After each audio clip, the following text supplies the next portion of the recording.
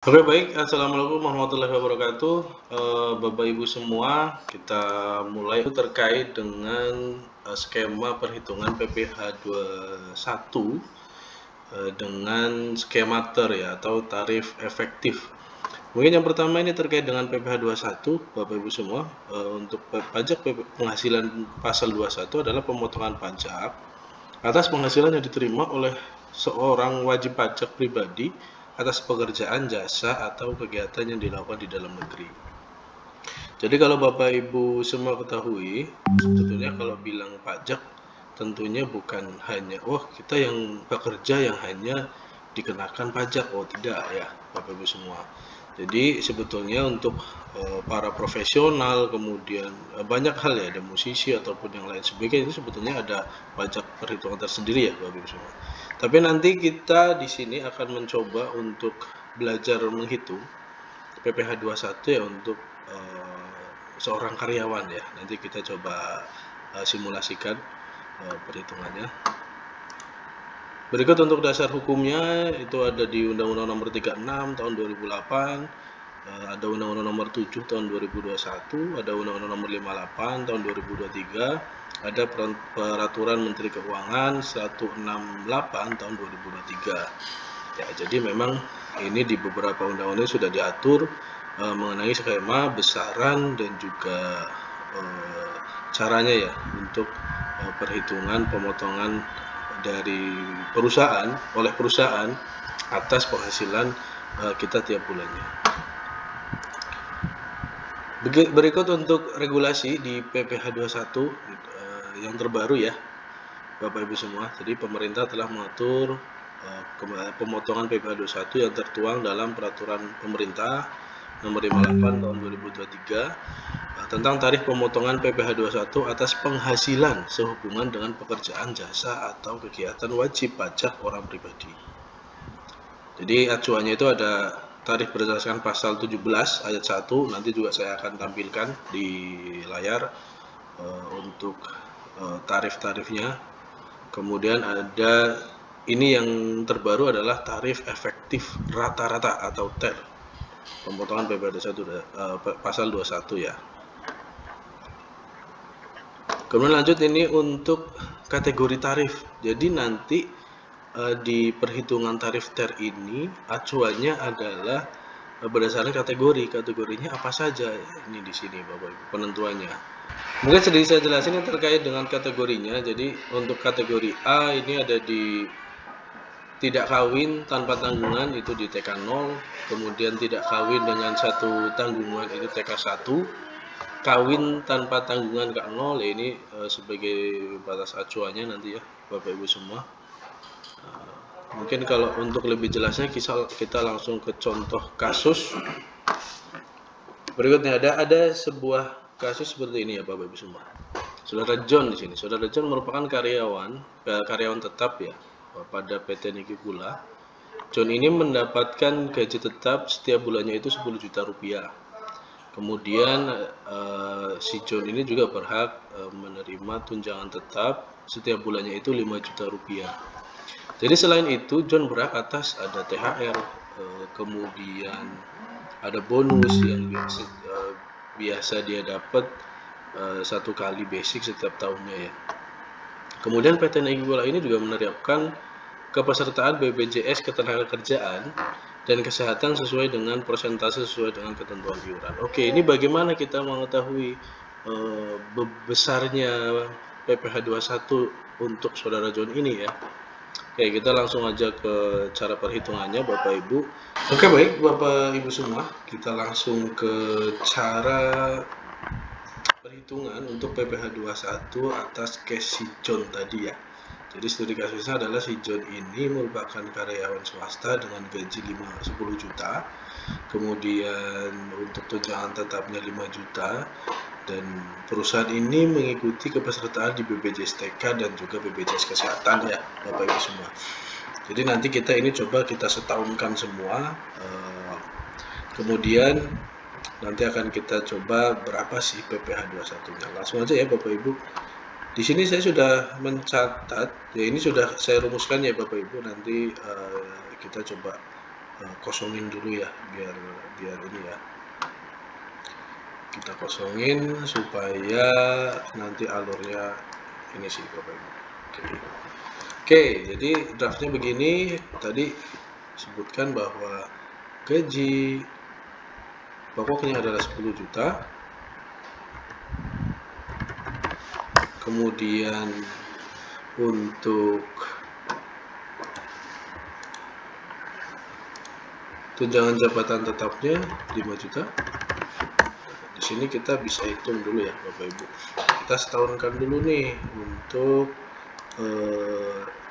gaji setahunnya.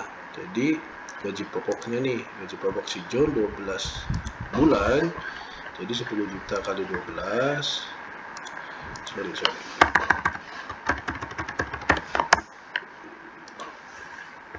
juta dikali dengan 12 bulan, kemudian tunjangan jabatannya 5 juta kali 12 bulan. Oke, di sini ada yang disebut premi asuransi. Premi asuransi ini yang tadi itu contohnya BPJS Kesehatan dan Ketenagakerjaan. Ini saya sudah catatkan di sini bahwa ini adalah karena kan setiap di kepesertaan BPJS itu ada porsi ya, ada persentase. Ini yang dibayarkan oleh pemberi kerja atau perusahaan. Jadi berapa ini saya sudah simulasikan nih dengan basic 10 juta si John. Jadi prosentasenya demikian Bapak Ibu semua. Saya asumsikan bahwa ini kan tadi kita ambil pemberi kerja ya. Pemberi kerjanya itu untuk iurannya John selama 1 bulan itu ada di 1.174 sesuai dengan persentase yang sesuai dengan aturannya di BPJS TK ini ya Bapak Ibu. 1.174 kita masukkan. Satunya kita taruh di sini dulu ya Bapak Ibu, 1.174. Nah, jadi biar kita enak nih ngaliinnya. Nah, di sini sama dengan 1 juta ini kali 12. Dihasilkanlah penghasilan 1 tahun ini setahun Bapak Ibu ya. Setahun untuk gaji pokok dan lain-lain di 194 juta sekian. Nah, kemudian di sini kita harus tahu Bapak Ibu. Nah, ini kan disampaikan nih ada pengurang untuk penghasilan bruto. Apa nih? Ada biaya tetap. Ini sudah menjadi acuan baku ya untuk 5% ini ya, 5% kali penghasilan bruto. Jadi 194 ini kali 5%. Hasilnya berapa Bapak Ibu? Kita cek ya, 194 juta kali 5%, hasilnya 9 juta.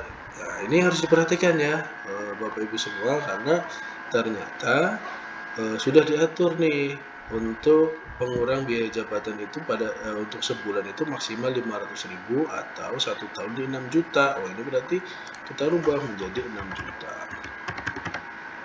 Oke, 6 juta. Kemudian apalagi pengurangnya adalah iuran tadi, porsi persentase dari iuran tadi kan ini sudah ada nih yang dibayar oleh pemberi kerja. Nah, ini yang dimasukkan pengurang yang dibayar oleh pekerja. Ini ada berapa? Oh, ternyata sebulan si John ini mengeluarkan 400.000 untuk premi BPJS TK dan lain-lain. Kita tinggal setahunkan untuk preminya berapa, ada 4.800.000. Nah, kemudian langkah selanjutnya adalah 194 juta penghasilan bruto ini dikurangkan dengan biaya jabatan dan iuran tadi. Nominalnya ada 10 juta, dikurangkan menjadi 183 juta sekian. Nah, untuk selanjutnya, langkah selanjutnya adalah kita harus mengurangkan biaya-biaya atau nominal yang tidak kena pajak. Jadi tadi di John dijelaskan bahwa si John ini adalah sudah berkeluarga dengan 2 anak ya. Ini kita lihat nih acuannya. Acuannya bagaimana? PTKP-nya, penghasilan tidak kena pajaknya sesuai dengan Undang-Undang Nomor 7 seperti apa? Oh, wajib pajak. Yang pertama kurangnya adalah dengan ini udah baku ya, tinggal kita masukin Bapak Ibu semua. Ini di 54 juta. Kemudian John menikah. kalau menikah kawin itu berapa? Oh, kawin 4.500.000, masukin di sini ada, kita jelasin bahwa ini untuk si pekerja atau wajib pajak. Kemudian untuk istri, oh dia 2 anak, tambahin lagi untuk tanggungan anak, atas tanggungan anak yang pertama, kemudian yang kedua. Ini dijumlahkan ya Bapak Ibu semua. Ini sudah muncul rumusnya tadi, jadi jumlahnya itu di 67 juta. Ini adalah penghasilan tidak kena pajak. Nah, tadi perhitungan penghasilan neto setahunnya 183 juta ini dikurangkan dengan PTKP. Ya, sejumlah 60 juta itu hasilnya adalah 115 juta sekian. Nah, di sini kita harus perhatikan ya Bapak Ibu. Jadi di sini kita akan mulai untuk memperhitungkan untuk PPh atau tarif PPh 21 atas penghasilan setahun yang sudah disesuaikan tadi, yang nilainya dari 115 juta ini. Kita lihat dulu di sini. Oh, tarifnya seperti apa? Oke, di sini ada nih, sudah saya catatkan bahwa penghasilan 0 sampai 60 juta ini kita kalikan dulu 5%.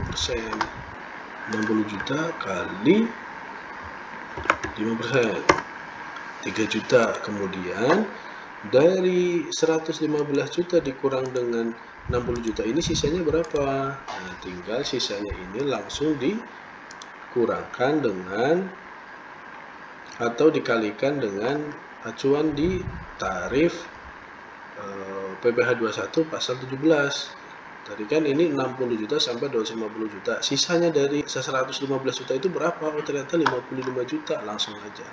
55 juta kali 15%. Ini kali 15%. Oke.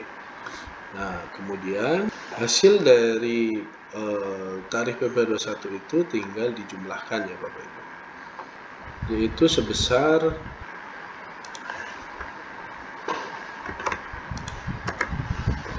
11.368.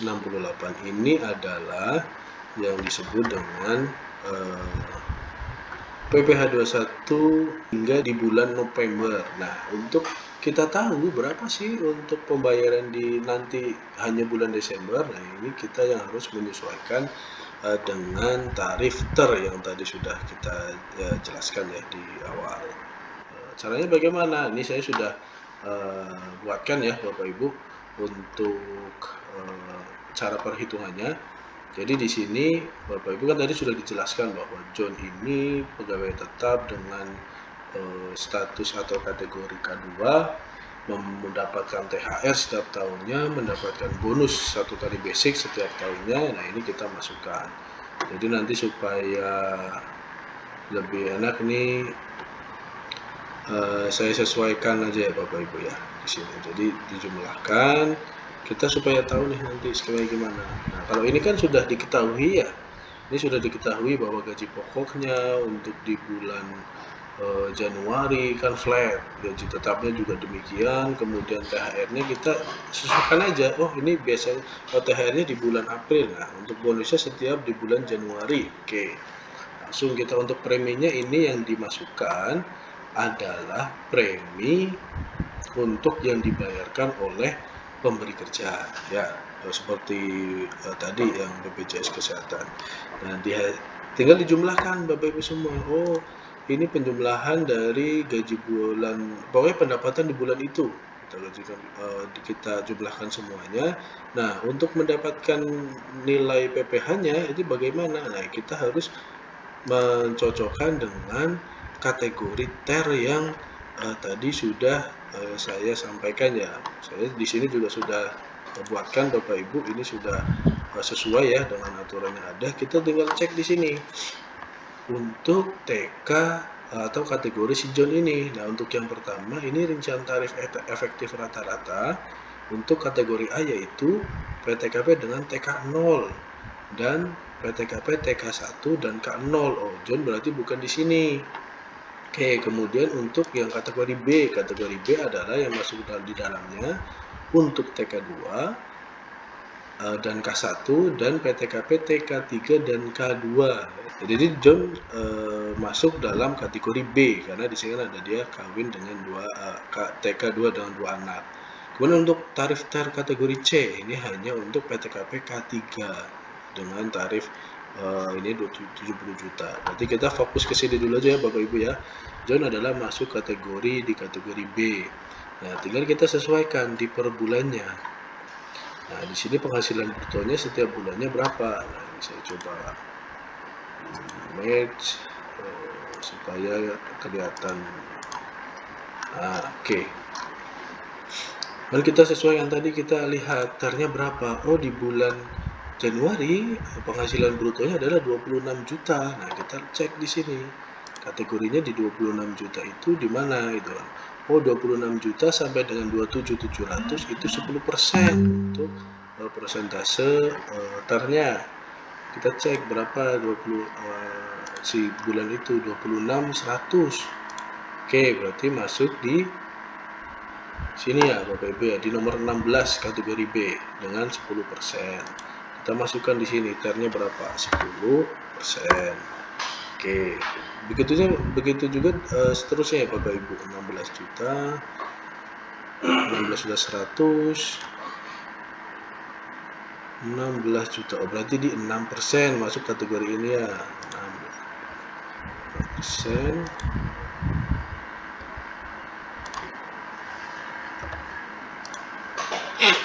Berarti untuk yang sama, berarti di sini persentasenya sama ya Bapak Ibu. Kita sesuaikan dulu aja. Kita nanti tinggal cek mana yang beda di bulan itu. Oke, kita sampai dengan bulan November ya. Kenapa Desember enggak? Karena ini akan kita cari Bapak Ibu semua ya. Nah, ini yang belum di bulan April, dia brutonya 31.100. Jadi 31.100 ada di 12%. Kita tinggal di sini 12. Oke. Jadi total untuk PPh 21 sampai dengan bulan November itu ada di 15 juta sekian. Nah, kemudian Bapak Ibu semua tinggal masukkan di sini apakah si John ini punya PPh terutang atau tidak. Tinggal dimasukkan saja. Jadi jumlah harinya 15 juta, kita copy paste saja ya Bapak Ibu ya. Value aja coba di sini. Oke, berarti saudara John memiliki nominal terutang sebesar 3.700.000 sekian. Oke, nanti kita coba simulasikan dengan kondisi-kondisi lain ya Bapak Ibu. Silahkan bisa mencoba untuk menyesuaikan dengan draft yang ada. Tinggal nanti Bapak Ibu bisa konsultasikan juga dengan saya ataupun bisa kita ulang lagi nih dengan simulasi-simulasi yang lain. Oke, sampai di sini dulu Bapak Ibu sekalian, mudah-mudahan bermanfaat. Silahkan jangan lupa di-download untuk materinya dan bisa mencoba untuk simulasikan cara perhitungan untuk PPh 21 dengan tarif efektif rata-rata. Oke, terima kasih. Wassalamualaikum warahmatullahi wabarakatuh.